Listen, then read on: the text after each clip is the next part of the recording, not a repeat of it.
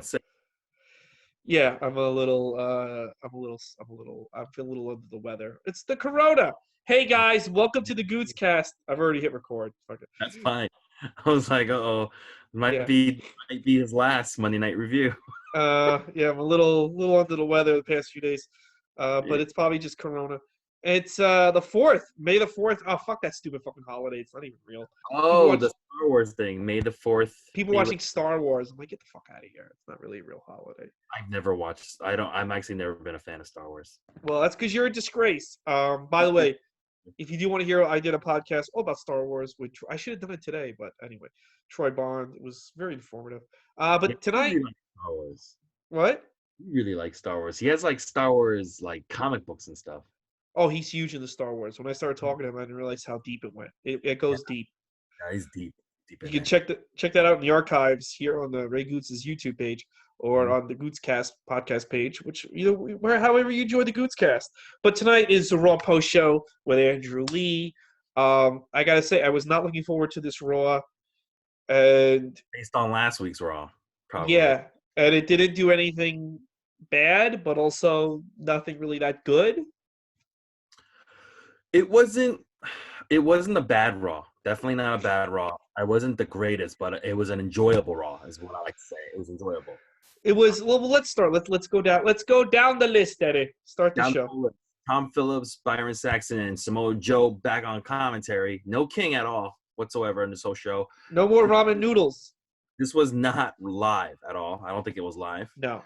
Starts off once again with the MVP's VIP lounge, but this time he's got Asuka, Shayna, and Nia Jax, the 3 Raw women competing in the Money in the Bank match. And what do you call it? I thought it was really funny because they had Nia Jax in there, and Asuka starts speaking, her gibberish, and then she starts speaking English a little bit. She goes to Nia Jax. She goes, "Very rude, big booty."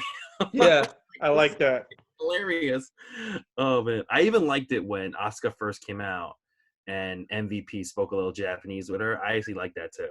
This is a fine segment. It ended with Shayna and Asuka both kicking Nia Jax, and Nia Jax falls through the little coffee table, breaks the coffee table, and rolls out the ring. What'd you think? I liked it a lot. I was glad that I thought they were gonna have build towards a Shayna Asuka match, and then have Shayna destroy Asuka again. I'm glad it didn't build. I'm glad they didn't have a match. This was a great segment. Asuka is super fucking funny, and I really enjoyed her little promos. That's a money match, by the way. Shayna versus Asuka. They should not. Well, they kind of ruined it at Elimination Chamber. So no, but like if just seeing them in a one-on-one, like that's gonna be a match people are gonna be looking forward to. Straight one-on-one between those two, right? I'm excited. Yeah. They should just milk that for what it's worth. They shouldn't just rush into that. Well, I'll tell you, I like yeah. I like this segment, except for Nia. She's just useless, but whatever. It was good. I liked her getting kicked. I liked her when she broke through that little coffee table. That was really funny. So Yeah.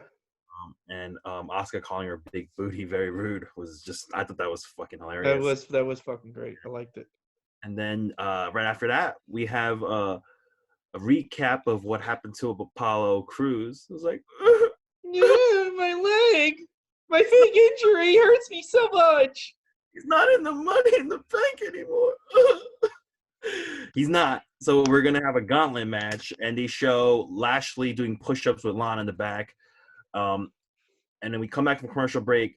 Money in the Bank gauntlet match starts with Bobby Lashley versus Titus O'Neil, and literally right up to the very end, I thought this was a minority gauntlet match. You had getting, and of course the white guy won.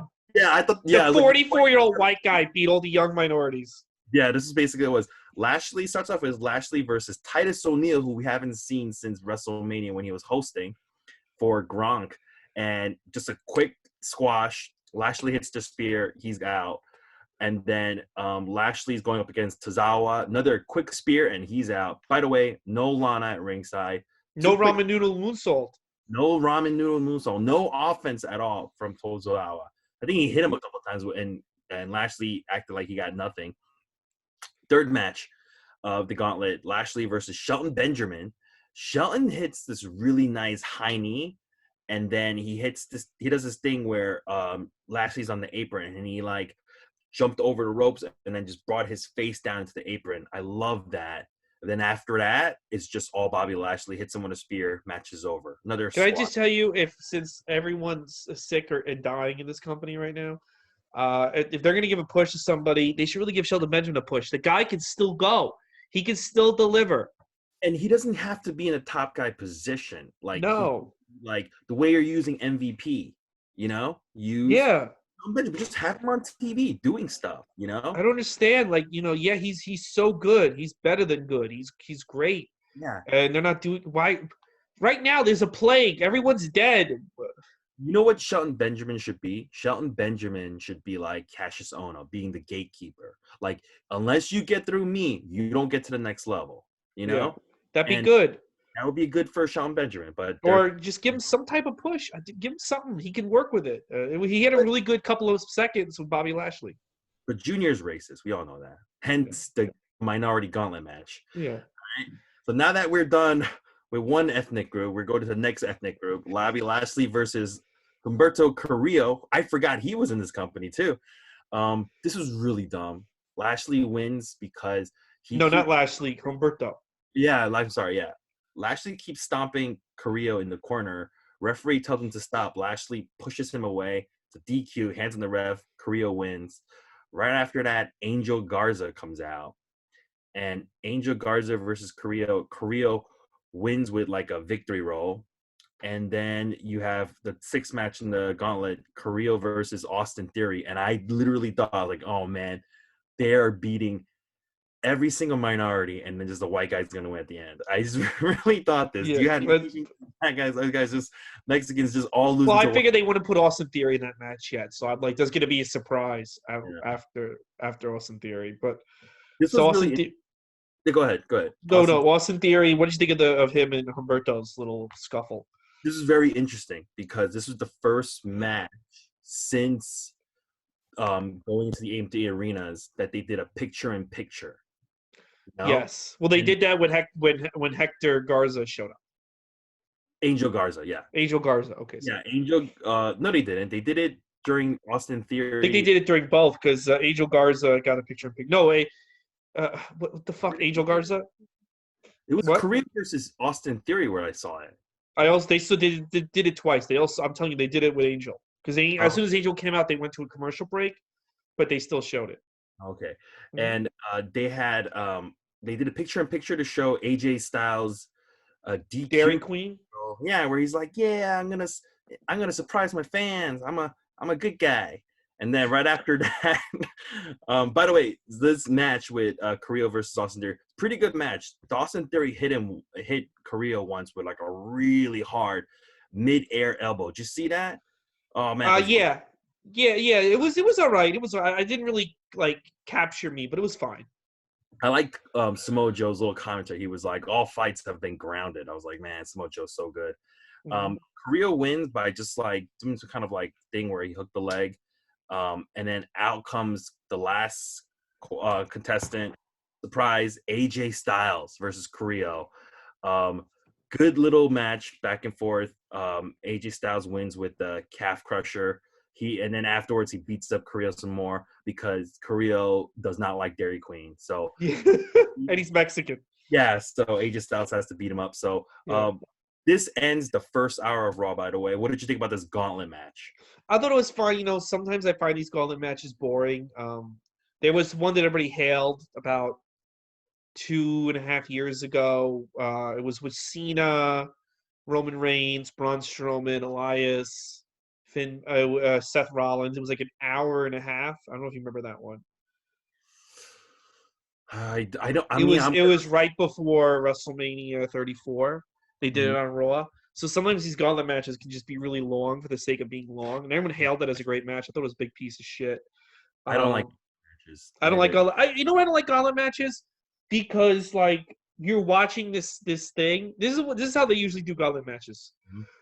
Either one guy beats up everyone and you make everyone look like an idiot, or one guy wins at the end and you've made everybody look like an idiot.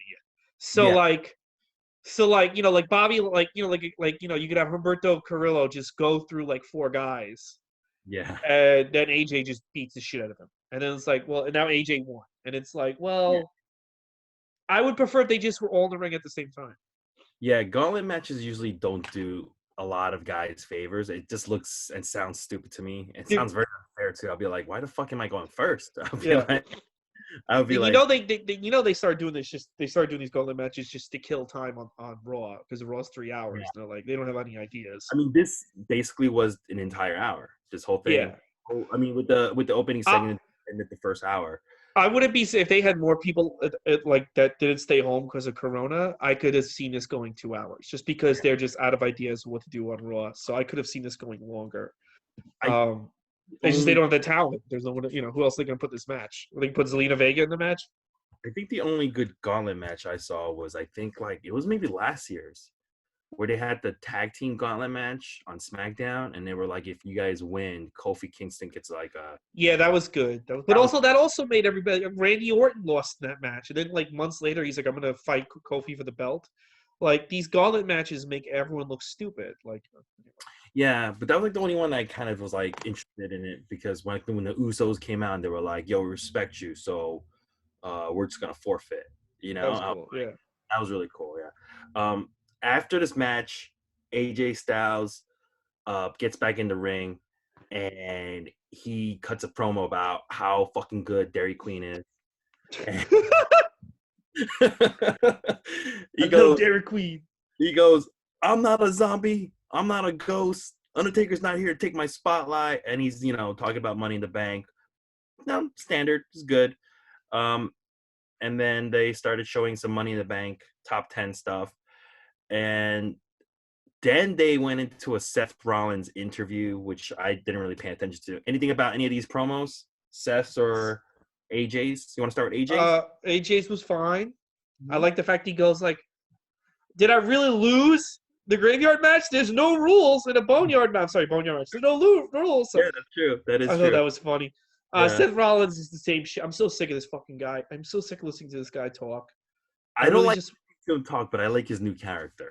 I just want to. I know, but I'm just so sick of this guy. I'm just gonna adore this guy every fucking. Oh god, like not even a plague will take this guy out. What the fuck?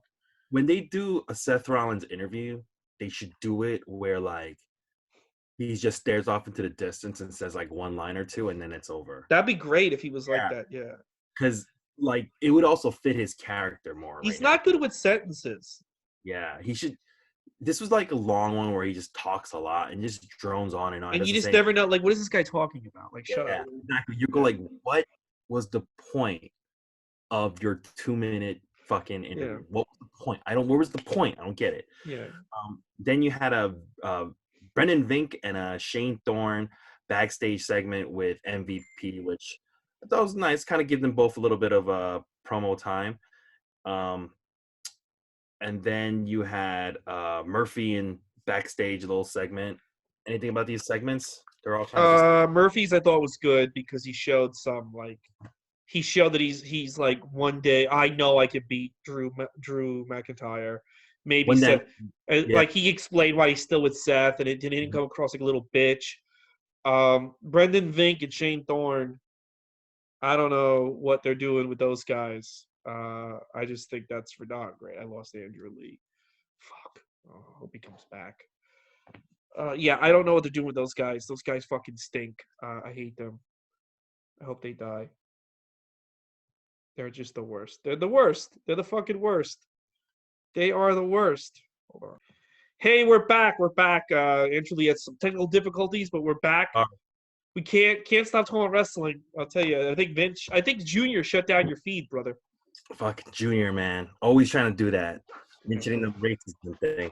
But we ended with you were talking about Brendan Vink. Yeah, I said I hope they die. Yeah, their backstage thing. It was nothing pretty much, right? I know, but I don't like these guys. But continue. Wait, why don't you like them? They just kind of came out of nowhere with no personality. They're just like guy one, guy two. They're just yes. But I think this little backstage thing was trying to show a little bit of their personality. Well, they don't have much based on this little thing. I think these guys should consider suicide. Anyway, what's next? They should check themselves at Corona. Maybe they'll get some personalities.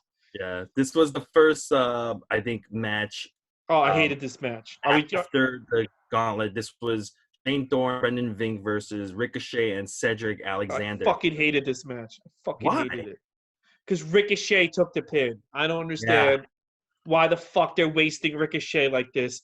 What did he do? What did he do? That's the fucking guy showed up to work during the pandemic and you're burying him. He's the most athletic guy A in the lot of fucking guys showed up to work. I'm sorry your boyfriend got pinned, but he did. he's the guy they should be getting behind, not fucking Apollo. He's the guy who should be I don't know. They just don't So, know how to build anyone. I so if you guys wondering, Brendan Vink gave Ricochet a big boot and covered him for the pin. MVP wasn't even ringside to cause any kind of like distraction. It was just straight up clean victory. And Yeah, I know. And then didn't they show MVP in the back like smiling, like, yeah, yeah, I hate it. they are just burying Ricochet. Remember, I always said that I think the reason why Ricochet and Cedric started getting buried is because they sided with Jordan Miles.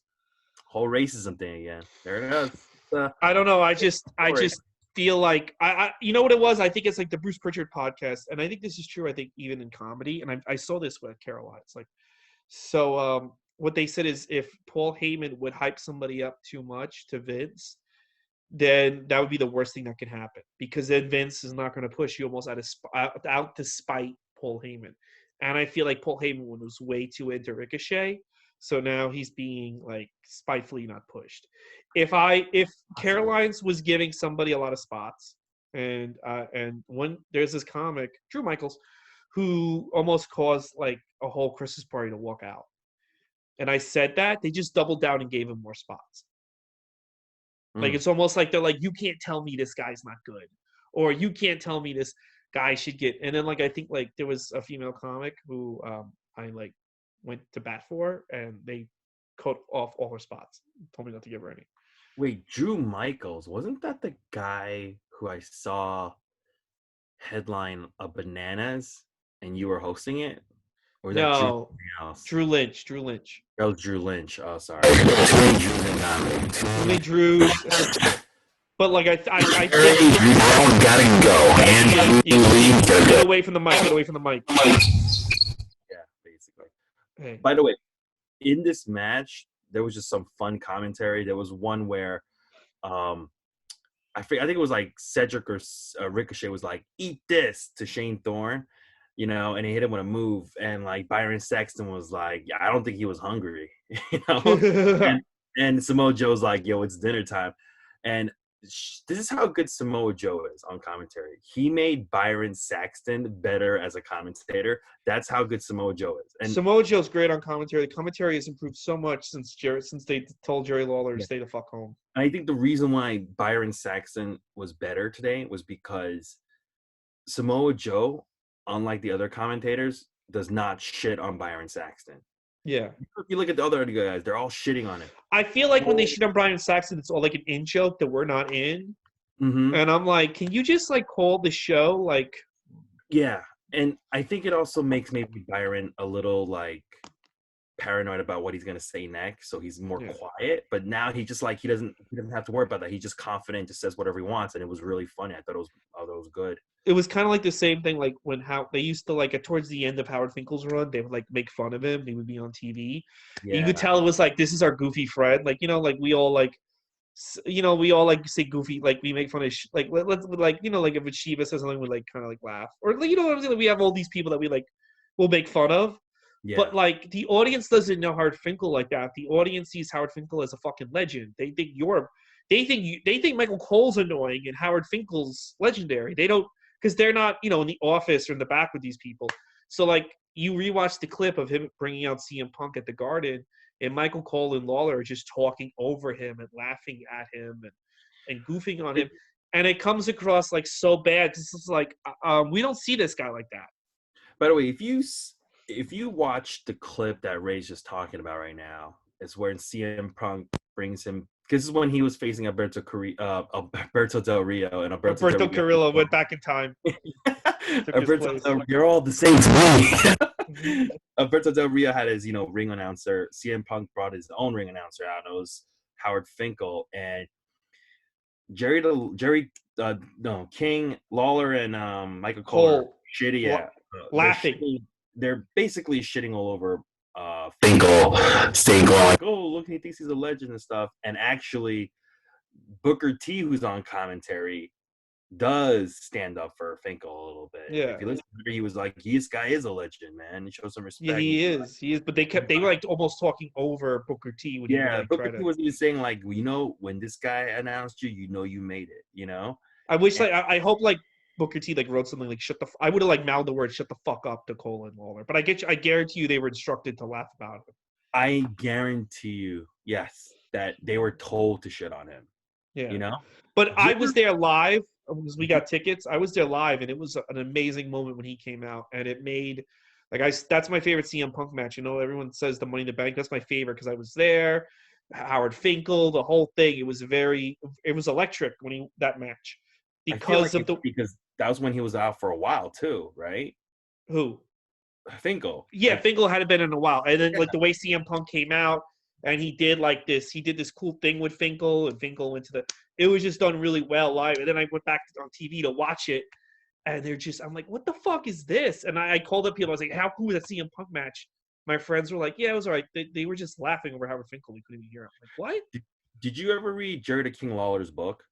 No, I had it, but I never read it. What does it say? There's a moment in the book where he talks about how they came back into like they were doing a show at a certain town, and they had Mad Dog Vachon there, Mm-hmm. and who's a legend in wherever their town they were in, and they were honoring him in the ring, and Mad Dog has like a fake leg because he lost. Oh, I heard this story on podcasts. He's told the Yeah. story about it. Yeah. And Vince Jr. basically goes to King, goes, go there and like take his leg off and run around over the ring with it. And like King's like, oh, okay, you're the boss. And he just goes and does it. And this guy, Vachon, doesn't even know what the fuck's going on. He's not in on the joke. He's just getting humiliated in front of a whole bunch of people. Comes in the back, and Junior's just like, oh, well, it's so funny. And I was like, you're an asshole, Yeah. And that's kind of like, I bet you what happened. Because Lawler is just a yes man at the end of the day.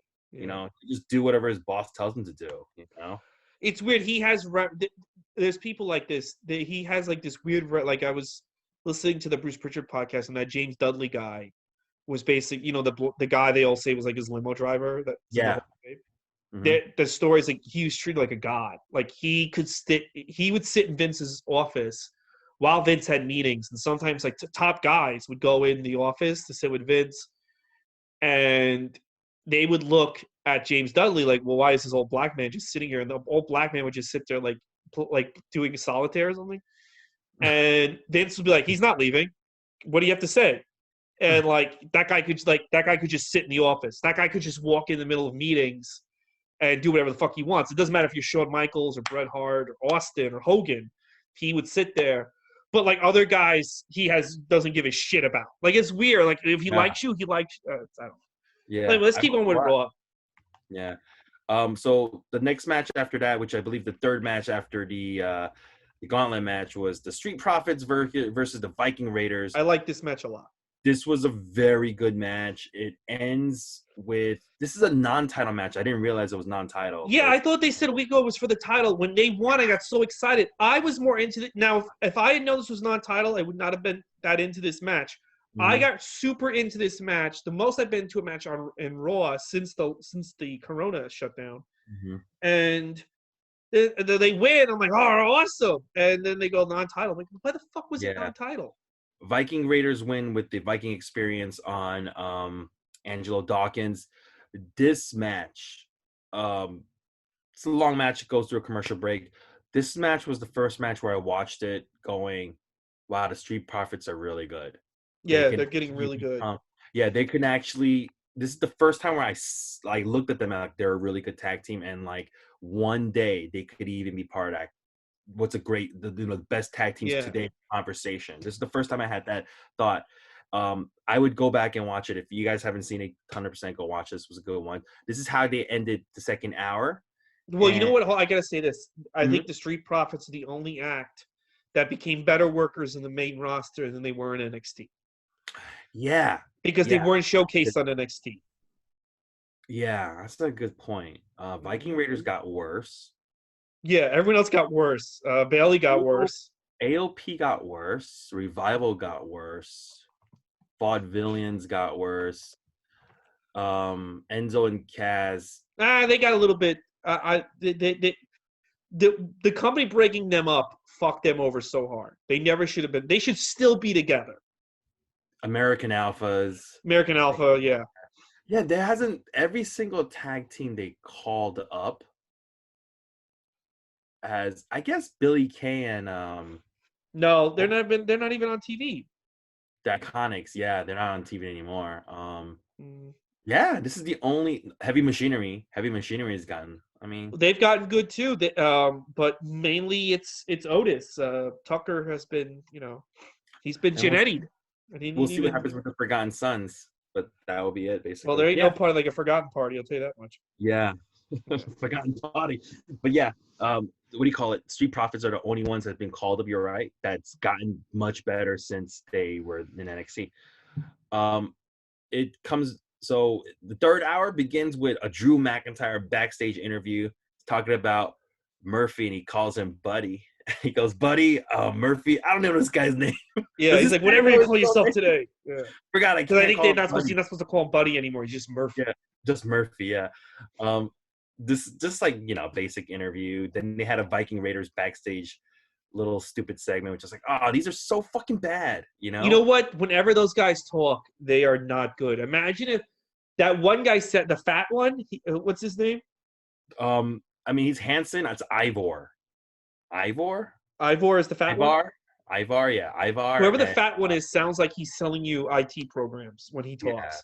Yeah. Imagine if like the Legion do went, well, today we have a special fried chicken, and let me tell you something, Freebirds, we're gonna kick your ass. What a rush! Like that's what that guy sounds like, and I'm like, you need to put on at least a fake voice because you come out all and you talk, you're like, yeah, I'm so excited that we won. It's like, whoa. Like AOP doesn't talk. These guys don't need to talk. I mean, like just grunt. You know why Animal always said tell him Hawk? Because Hawk could talk and Animal couldn't. So Animal would just be like, yeah, we're excited. Tell him Hawk. And then Hawk would cut the promo. And everybody would be like, oh my God, I love the Legion of Doom. That's what they should find out. And it's not the fat one. The fat one should be like, yeah, tell him, little guy. And then that guy talks. Not tell him. Tell him about my wife being fired. Tell him.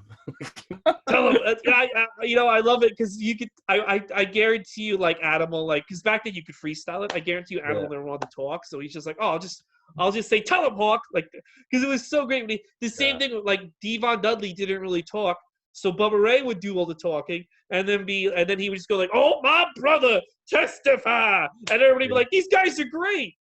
Yeah, Billy Gunn. Never just said one word, one or I two. got 2 words for you. Suck it. Yeah, and everyone. Yeah, when you have this guy talk, it's like, oh God, kill me.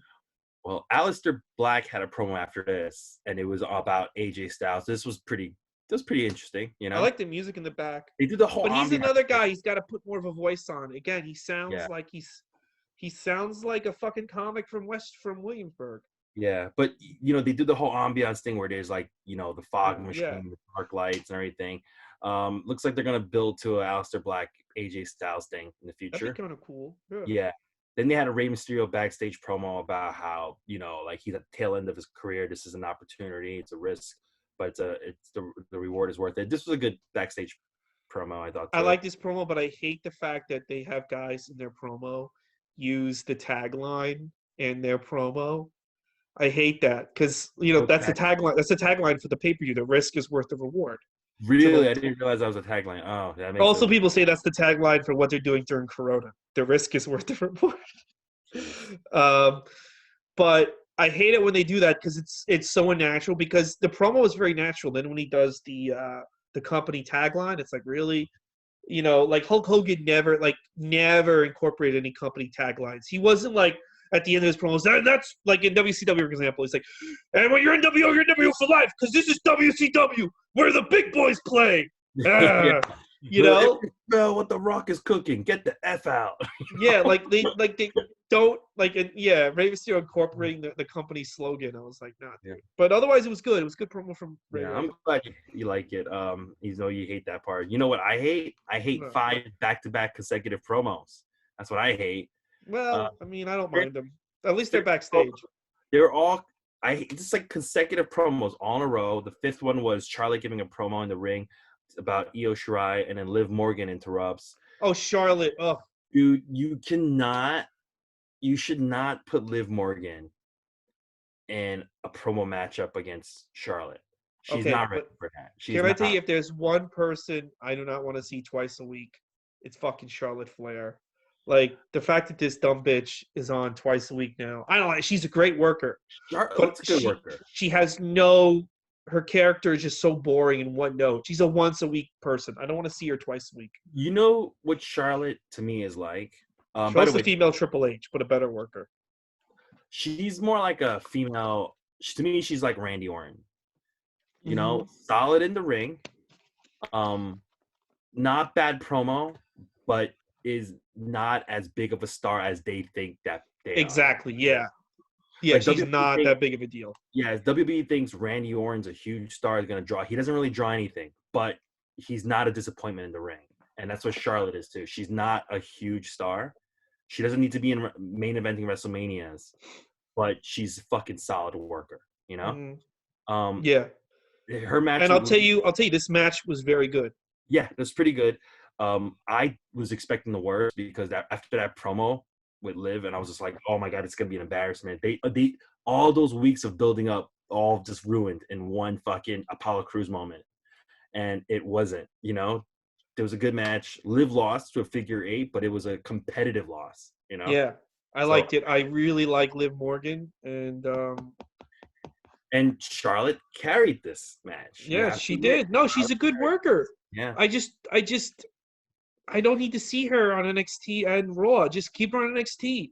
If you want her on Raw, don't give her that fucking belt. Do you know how much more Randy Orton will be respected if he wasn't always forced into the top spot? Right?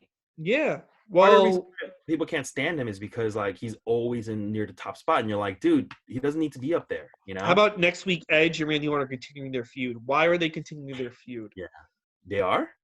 Do you see the promos? Oh no, I did not see that promo. No. There's two things before we finish the show. Two things that were promoted for next week. Edge is going to be chasing after Randy Orton. I guess. Maybe they'll recreate that 50-minute fucking boring match from Mania. Yeah. And then Becky Lynch returns to confront the Money in the Bank winner. Yeah, actually, I guess she's over her corona. That's gonna be because like Money in the Bank Sunday, so that's what they're hyping up Monday on Raw. They're really revving things up a little bit. I've noticed, including because the ratings are going in the toilet. Yeah, and also I think like especially like NXT, that's a stacked show. Yeah, I'm probably gonna watch. We're gonna give an announcement later about it, but I'm probably gonna watch NXT live and watch AEW later. Yeah, I also want to see Scarlett her debut with Karrion Kross. They're debuting? Yeah.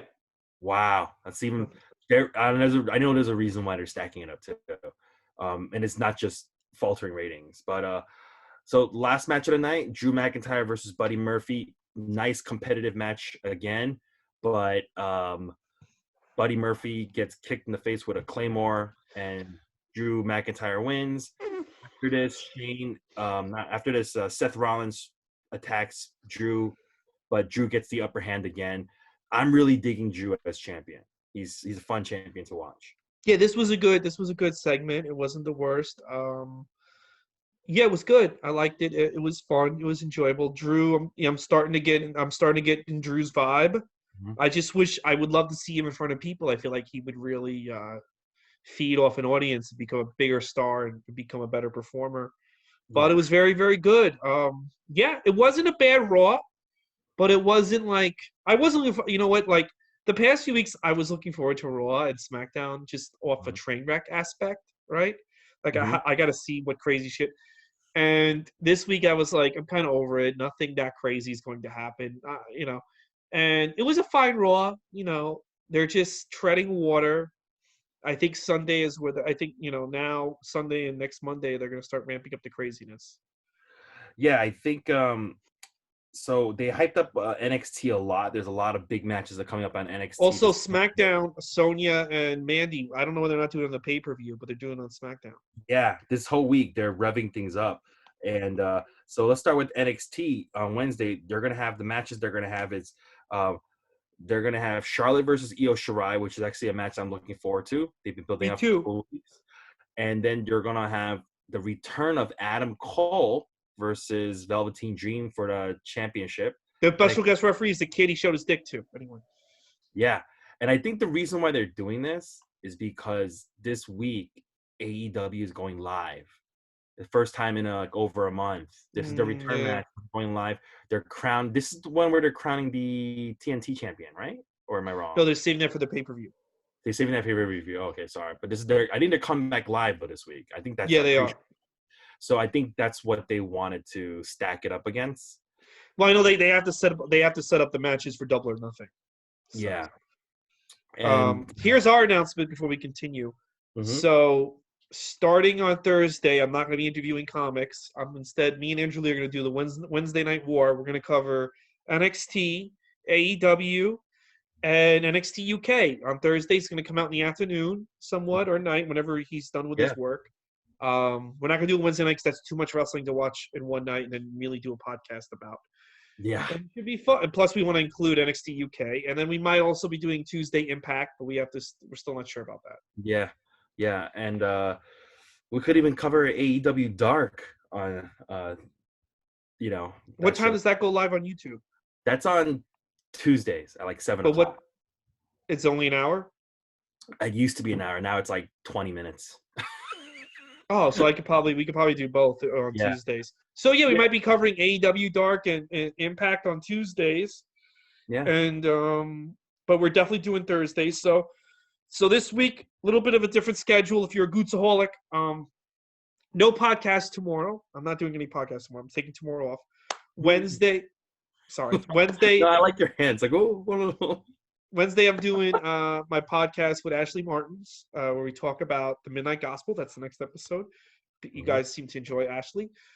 Thursday, we're going to do NXT UK, and AEW, and I'm sure I'll have plenty to say about those scumbags in AEW and Dave Meltzer. Oh, and I'm an AEW fan, guys. Friday, we're doing 205 Live and SmackDown, as always, the flagship show, 205 Live. 205 Live, baby. Which I consider to be the best show right now on the air, even though they did show the Iron Man. And then Saturday, no show. But then Sunday, we're going to cover Money in the Bank. Money in the Bank. We should go over to Money in the Bank, by the way. Do you want to go over the matches? Yeah, let's go over the matches right now. Okay. What do we have on deck? So, first thing was the Money in the Bank women's match. We got Asuka versus Shayna, Nia Jax, Dana Brooke, Lacey Evans, and Carmella. Who do you pick to win this match? Women's Money in the Bank. Baszler. Yeah, I'm going with Shayna Baszler too. Yeah. Then men's Money in the Bank. You got Daniel Bryan versus Rey Mysterio, Aleister Black, King Corbin, Otis, and AJ Styles just added. I'm going to go with Baron Corbin. I'm going with AJ Styles. Going with Corbin, and I'll tell you why. Why?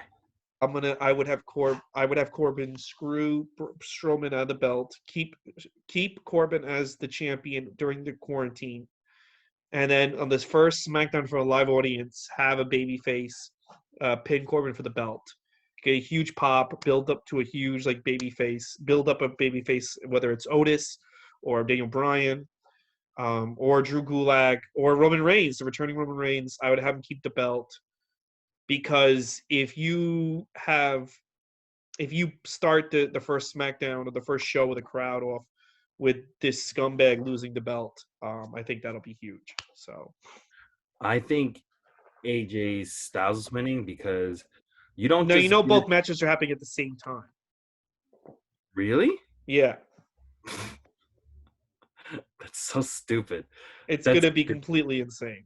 But you know what? Hey, you think they're gonna have men and women fight? You think they're gonna have do you think Baron Corbin's gonna see I don't know Lacey Evans climbing the ladder and be like fuck this and throw her off to help out Nia Jax or something? That would be really interesting. Or Nia Jax just gets in I don't know not Nia Jax. if this is gonna be at the same time, they should have put Mandy Rose in it. They should have. Then they both could have won. Or they could have built like a storyline where they're like helping each other. Yeah. Or Mandy Rose could have screwed Otis. Yeah, this is fucking stupid, man. Or All right. hold on, wait. I'm trying to think of like who are the face women in this match. We have Dana Brooke Lacey Evans and Carmella. Those are the Okay, face. so like you really can't have, because I was gonna say you could have a heel beat up one of the good women costing the match, like a heel male, like help, but like it would just look really sad if like some guy started whooping Carmella's ass. Like that would just look. Maybe Shayna Baszler and a male wrestler could go at it. You got all the faces are SmackDown women. Yeah. Yeah. I think AJ's gonna win though. You don't just get a DQ commercial, unless the big things are happening. Well, they like him. They just like him. So continue with the card. What else we got? Braun Strowman versus Bray Wyatt, Universal Championship. Strowman, yeah. Bayley versus Tamina, SmackDown Women's. Bayley. I'm gonna say Tamina. Really? Why? Because they gotta build towards Sasha turning on Bayley so we can get back to the boss. I think they're gonna keep it on Bayley. Drew Mac versus Seth. Oh, Drew. I hope Drew cripples Seth too. Seth, by the way, I'm actually enjoying him in this weird role where he's just quiet and he's I like him better than when he used to cut like 90-minute promos with Triple H for 2 years. When he's like just like keeps his eyes closed every once in a while and he just opens it. You know what I think it looks like he's like laying a silent fart and then he's just opening when he's done. I love it. I just love that thing. And this match, I don't know if they announced it. They probably did, but New Day versus Miz and Morrison. And they announced it last week, Yeah, versus Forgotten Sons versus Lucha House Party. Fatal 4-way for the SmackDown Tag Team titles. I'm gonna go with New Day. New Day retaining? All right, yeah, New Day retaining. That'd be cool if they had somebody like Lucha. I would love it if Lucha. Somebody out of nowhere win it. But that's it. That's the lineup for Money in the Bank. I'm sure there could be more matches added. Probably I think they'll have the Street Profits take on the other guys in a rematch. What? Yeah, probably Viking Raiders in a rematch. Yeah, and I could also see like Liv Morgan getting a match with Natalia or somebody. So six is not enough. 6 is not enough for normal WWE pay-per-view. It's usually like 8 or 9. And I could also see Mandy Rose getting another match with Sonya Deville in the pay-per-view. So there'll be more matches, I'm sure. Sami Zayn and Roman Reigns will have the biggest pussy match where they quarantine match. Quarantine match where they have to prove who's gonna get a guest referee, Kevin Owens. So that's Raw. It was what it was. It is what it is. Would it be what it be? Yeah. All right. That's all we have to say for tonight. Cool. I don't know. It's just like it was. It's not as much fun when it's not a bad show, Well, I mean, it wasn't that great, but it existed. It was a thing that happened to us. It entertained me. I can't complain about it. I liked it. Yeah. It's 3 hours of my life that I'll never get back, but I'm not mad about it. I watched Pretty Little Liars 20 hours yesterday, so. Oh. Yeah. All right, guys. See you on Wednesday with me and Ashley Martins, and Angela will be back on Thursday. Thanks for watching the Gootz Cast.